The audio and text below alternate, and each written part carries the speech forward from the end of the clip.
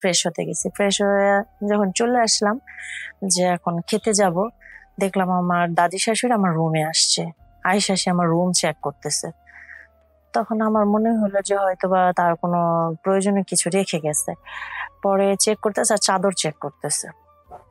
তা আমি বললাম আমার বিছানার চাদর চেক করতেছে। পরে সে আমার চাদর আর আমার চাদরে কোনো কিছুই ছিল না। শুধু পানি, পানি কিছু মানে একটু দাগ ছিল, স্পট ছিল সেগুলা বলতেছে যেগুলো কি? তা আমি বললাম মানে আমি আসলে ওইভাবে তো বলতে পারতেছিলাম না। তারপর আমি মাথাটা নিচু করে বললাম যে, "দাদু আসলে" পরে বলতেছে, "আচ্ছা ঠিক আছে, আর কিছু বলতে হবে না। ঠিক আছে। তুমি ফ্রেশ হয়ে আসো।" পরে উনি যাইয়া আমার হাসব্যান্ডকে ডাকাইয়া আমার হাসব্যান্ডকে বলতেছে, "তোর তোরা যে মেলামেশা করছিস তোর তো চাদরে কোনো রক্ত-মক্ত কিছু দেখি নাই। তাহলে তোর বউ তো সলিড না।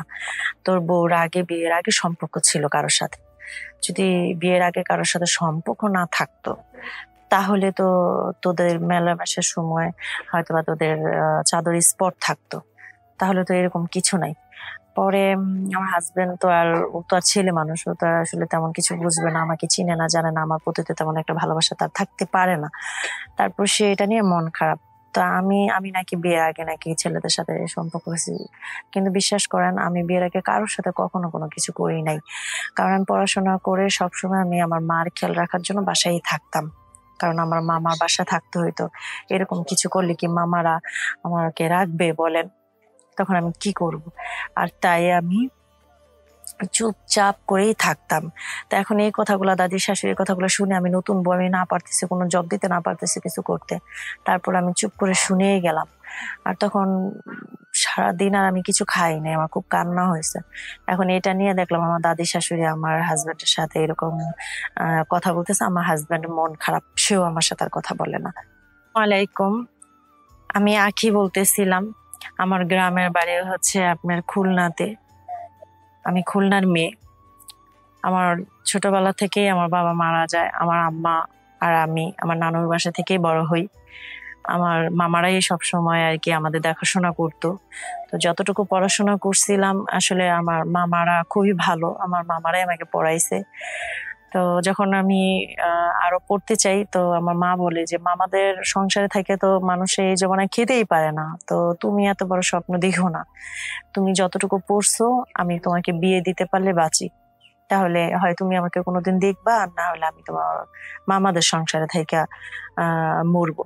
তারপরে আমি আমার মার কথায় আরকি আসলে আমি চাইছিলাম যে পড়াশোনা করে একটা চাকরি করে আমার মাকে আমি নিয়ে যাবো। যখন আমার মা এই কথাগুলা বলে তখন আসলে আর আমি কিছু করতে পারি না। কিছু মানে না করে তখন মার কথায় আমি রাজি হই যে, "ঠিক আছে তোমরা সম্বন্ধ দেখো। আমি যদি আমার বিয়ে হয়ে গেলে যাতে তোমার একটা ঝামেলা কমে তাহলে সেটাই। আর স্বামী ভালো হলে তো অবশ্যই আমি আমার মাকেও নিয়ে যেতে পারবো।" তারপর রাজি হই। কিন্তু খুব বড় একটা ফ্যামিলি আরকি আসে। তো আমি আসলে দেখতে শুনতে ভালো। এইজন্য আমাকে দেখে আরকি তারা পছন্দ করে। তো তারা জানতো যে আমার বাবা নাই। আমার মা ছোটবেলা থেকে আমাকে নিয়ে আমার নানুর বাসায়। তো এগুলো জেনে শুনে দেখে তারা আমাকে পছন্দ করে। তো যখন আমার দাদি শাশুড়ি তারপর হচ্ছে নানি শাশুড়িও ছিল। শ্বশুর শাশুড়ি সবাই দেখে আমাকে আংটি পরায় যায়। পরে ওনারা ডেট দেয় যে আমরা ৬ মাস পর বউ উঠায় নিব। এই ৬ মাসও তারা আমাকে দেখছে, জানছে, শুনছে। তারপরে ৬ মাস পরে আমার মামারা যতটুকু পারছে অতটুকু আমাকে দিয়ে তারপর অনুষ্ঠান করেই তার হাতে তুলে দেয়। তো আমি আসলে বিয়ে বিয়ে আসলে বসতে চাই না। এখন কি করব? তারপর বসলাম। তারপরে এখন দেখলাম কি তার অনেক মানে ফ্যামিলিতে তার সবাই আছে। চিন্তা করলাম দাদি শাশুড়ি, নানি শাশুড়ি কোনো ঝামেলা হলে তারা আমাকে হেল্প করবে। কারণ বড় সংসারই ভালো। পরে আমার হাসব্যান্ড মানে সারাদিন তো ঝামেলা ছিল। আমাদের বিয়ে হলো। তারপরে সবাই চলে গেল আরকি এক, এক করে। পরে আমার হাসব্যান্ড ঘরে আসলো। আমার ঘরে কিছু খাবার দিয়ে গেছিল আমার যা এসে। ওগুলো দিলাম, কথা-টথা বলল। তা আমরা শারীরিক সম্পর্ক করলাম। করার পরে আমার হাসব্যান্ড ঘুমায়ে পড়ল। বলল, "তুমি ঘুমাও। তোমার কোনো সমস্যা হলে তুমি আমাকে বইলো।" তারপর আমি বলছি, "ঠিক আছে।" তো ঘুমায়ে পড়ল, আমিও ঘুমায়ে পড়লাম। ঘুমায়ে পড়ার পরে সকালবেলা উঠে ও ফ্রেশ-ট্রেশ হয়ে ও বাহিরে চলে গেল। পরে আমি ফ্রেশ হতে গেছি, ফ্রেশ হয়ে যখন চলে আসলাম যে এখন খেতে যাব, দেখলাম আমার দাদি শাশুড়ি আমার রুমে আসছে। আয়েশা এসে আমার রুম চেক করতেছে। তখন আমার মনে হলো যে হয়তোবা তার কোনো প্রয়োজনীয় কিছু রেখে গেছে। পরে চেক করতেছে আর চাদর চেক করতেছে। তা আমি বললাম আমার বিছনার চাদর চেক করতেছে। পরে সে আমার চাদর, আর আমার চাদরে কোনো কিছুই ছিল না, শুধু পানি পানি কিছু, মানে একটু দাগ ছিল, স্পট ছিল, সেগুলো বলতেছে যেগুলো কি। তা আমি বললাম মানে আমি আসলে ওইভাবে তো বলতে পারতেছিলাম না। তারপর আমি মাথাটা নিচু করে বললাম যে দাদু আসলে, পরে বলতেছে আচ্ছা ঠিক আছে, আর কিছু বলতে হবে না, ঠিক আছে তুমি ফ্রেশ হয়ে আসো। পরে উনি যাইয়া আমার হাজবেন্ডকে ডাকাইয়া আমার হাজবেন্ডকে বলতেছে, তোর তোরা যে মেলামেশা করছিস, তোর তো চাদরে কোনো রক্তমাক্ত কিছু দেখি নাই, তাহলে তোর বউ তো সলিড না। তোর বউর আগে, বিয়ের আগে সম্পর্ক ছিল কারোর সাথে। যদি বিয়ের আগে কারোর সাথে সম্পর্ক না থাকতো, তাহলে তো তোদের মেলামেশার সময় হয়তোবা তোদের চাদর স্পট থাকতো, তাহলে তো এরকম কিছু নাই। পরে আমার হাজবেন্ড তো আর, ও তো আর ছেলে মানুষ, ও তো আর আসলে তেমন কিছু বুঝবে না, আমাকে চিনে না জানে না, আমার প্রতি তো তেমন একটা ভালোবাসা তার থাকতে পারে না। তারপর সে এটা নিয়ে মন খারাপ।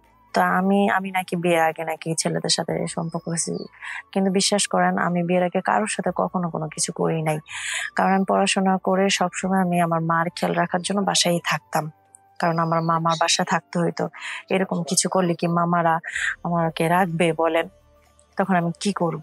আর তাই আমি চুপচাপ করেই থাকতাম। তো এখন এই কথাগুলা, দাদি শাশুড়ির কথাগুলো শুনে আমি নতুন বউ, আমি না পারতেছি, কোনো জব দিতে না পারতেছি, কিছু করতে। তারপর আমি চুপ করে শুনেই গেলাম। আর তখন সারাদিন আর আমি কিছু খাই নাই, আমার খুব কান্না হয়েছে। এখন এটা নিয়ে দেখলাম আমার দাদি শাশুড়ি আমার হাজবেন্ডের সাথে এরকম কথা বলতেছে। আমার হাজবেন্ড মন খারাপ, সেও আমার সাথে আর কথা বলে না। পরে রাত হলো, আমি তারে বলতেছে কোনো সমস্যা, বলতেছে না কোনো সমস্যা নাই, তুমি ঘুমাও। সেও আর কিছু বলে না। তো এরকম করে আসলে আমার ওই দিন এইভাবেই চলে যায়। পরের দিনও আর তেমন ও ভালো করে কথা বলে না। আমি আমার বাবার বাসায় চলে গেলাম, ও আমার সাথে গেল। যাওয়ার পরে তারপরে হচ্ছে আবার ২-৩ দিন পরে আমি আমার শ্বশুর বাড়ি চলে আসি। তো ওই তখনই থেকে আমার দাদি শাশুড়ি আর কি আমাকে আস্তে আস্তে বলা শুরু করে, আমি হয়তোবা বিয়ের আগে কোনো ছেলেদের সাথে এটা সেটা। তখন আমি বলছি যে এগুলো মিথ্যা কথা, আপনারা এটা কোথায় পেয়েছেন, এটা সেটা। এগুলা বলার পরে তারপর হচ্ছে আপনার, আমার হাজবেন্ড বলে থাক তুমি এই বিষয় নিয়ে কোনো তর্ক করো না, যা হবার হয়েছে। তো আমি এত কিছু শুনেও দেখেন, সহ্য করেও আমি সংসার এখন পর্যন্ত করতেছি। কারণ আমার তো করার কিছু নাই, যেহেতু আমি না পারবো আমি আমার বাবার বাসায় ফিরে যেতে, কারণ আমার বাবা তো আর নাই, মাই তো থাকে মামার বাসায়। এখন পর্যন্ত তারা আমাকে কথা শোনায়, সেই বাসর ঘরের কথাটা পর্যন্ত। তা আমার আসলে করার কিচ্ছু নাই, আমি শুনেই যাইতেছি। তো আজকে যদি আমার এই ঘটনাগুলো আপনাদের ঘটতো, কি করতেন আপনারা বলেন তখন? তো আসলে আমার করার কিছু নাই, এইভাবে আমি সংসারটা চালাই যেতেছি। দিনের পর দিন আমাকে এইভাবে কথা শুনতে হয় আমার দাদি শাশুড়ির, আমার নানি শাশুড়ির, এরকম। আর হাজবেন্ডের কাছে তেমন একটা ভালো মন পাই না আসলে। তো আমার জীবনের কাহিনীগুলো যদি আপনাদের কাছে ভালো লেগে থাকে, অবশ্যই আমার চ্যানেলটা সাবস্ক্রাইব করবেন, লাইক করবেন, কমেন্ট করতে, শেয়ার করতে ভুলবেন না। আল্লাহ হাফেজ।